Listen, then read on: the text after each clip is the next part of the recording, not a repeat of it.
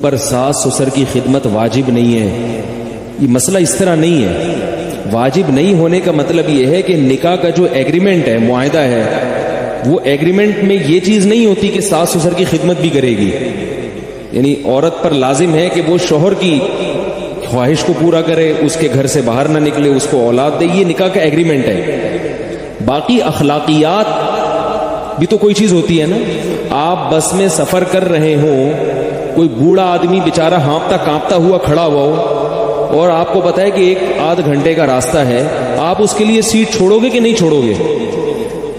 یا آپ بولو گے کہ سیٹ کے پیسے چونکہ 50 روپے 20 روپے میں نے دیے ہیں, چلو لمبا سفر ہے, پنڈی جا رہے ہیں آپ, اس میں تو آپ کنڈکٹر سے بولیں گے بھائی تو نے جب سیٹ نہیں تھی تو بوڑھے کو چڑھایا کیوں تو نے, اور ہم کیا پنڈی تک کھڑے ہو کر جائیں؟ وہاں تو بات سمجھ میں آتی ہے. آدھے گھنٹے کا سفر ہے, 15 منٹ کا سفر ہے, آپ نے 20 روپے دے دیے, بیٹھ گئے آپ. اب ایک بیچارہ ہانپتا کانپتا ہوا بوڑھا کھڑا ہوا ہے, تو آپ کے لیے سیٹ دینا واجب نہیں ہے اس کو, کیونکہ سیٹ کے پیسے کس نے دیے ہیں؟ آپ نے دیے, پہلے آپ آئے.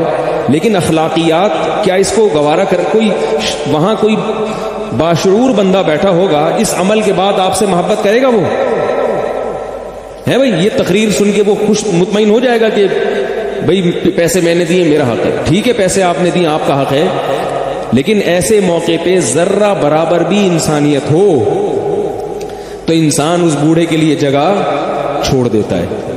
چھوڑتا ہے کہ نہیں چھوڑتا؟ تو یاد رکھو, جب رشتہ قائم ہو گیا میاں بیوی کا, تو عورت کے لیے شوہر جیسے قابل احترام ہے, اس کا باپ اور اس کی ماں بھی قابل احترام ہے. ان کا خیال کرنا عورت کی اخلاقی ذمہ داری ہے. اگر ان سے وہ تمیز سے بات نہیں کرتی, ان کی خدمت جو ضروری خدمت ہے وہ نہیں کرتی, تو وہ یہ نہیں کہہ سکتی کہ مجھ پہ واجب نہیں ہے. ایسے تو پھر شوہر بھی بہت ساری چیزیں, شوہر یہ جو آج کل اتنا خرچہ مرد اپنی بیویوں کو دے رہے ہیں, یہ مردوں پہ واجب تھوڑی ہے. میرے پاس خواتین کے فون آتے ہیں نا, نان نفقہ نہیں دیتے ہمارے میاں. میں کہتا ہوں صبح ناشتہ ملتا ہے؟ ہاں ملتا ہے. دوپہر کھانا ملتا ہے؟ ہاں ملتا ہے. رات کھانا ملتا ہے؟ ہاں ملتا ہے.